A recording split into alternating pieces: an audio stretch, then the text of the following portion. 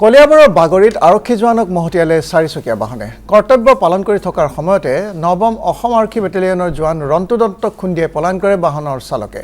তেজপুৰ চিকিৎসা মহাবিদ্যালয়ত ভৰ্তি কৰোৱা হয় জোৱানজনক। বাগৰি আৰক্ষী চকুৰ সন্মুখতে সংঘটিত হয় এই ভয়াৱহ ঘটনা। কাজিৰঙাৰ কহৰা আৰক্ষীয়ে অৱশেষত জব্দ কৰিছে বাহনখন।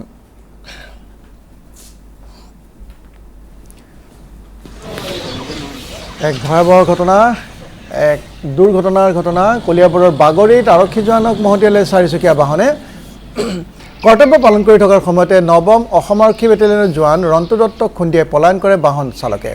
তেজপুৰ চিকিৎসা মহাবিদ্যালয়ত ভৰ্তি কৰোৱা হয় জোৱানজনক। বাগৰি আৰক্ষীৰ চকীৰ সন্মুখতে সংঘটিত হয় এই ঘটনা। অৱশ্যে কাজিৰঙাৰ কহৰা আৰক্ষীয়ে বাহনখন জব্দ কৰিছে।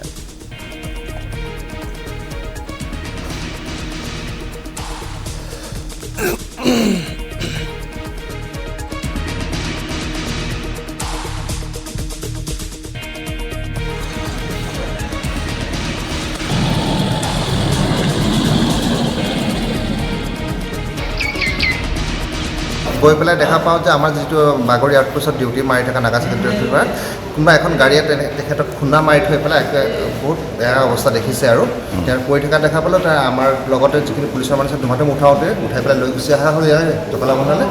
আৰু তেওঁলোকৰ মানুহটো আহি পেলাই পাইছে আৰু ধৰক কি কৰি আছিলে তেওঁ তাত? তেওঁ ডিউটিত আছিলে, যিটো নাগা চেক ডিউটি বুলি কয় যে গাড়ী ঘোঁৰা যিবিলাক চেক কৰি থাকে, তেওঁলোকৰ লগত আৰু ষ্টাফ আছিলে 2-4জন। কিন্তু ইয়ালৈ যেতিয়া লৈ আহিছিল আপোনাৰ লগত আৰু আৰক্ষী আছিল নে?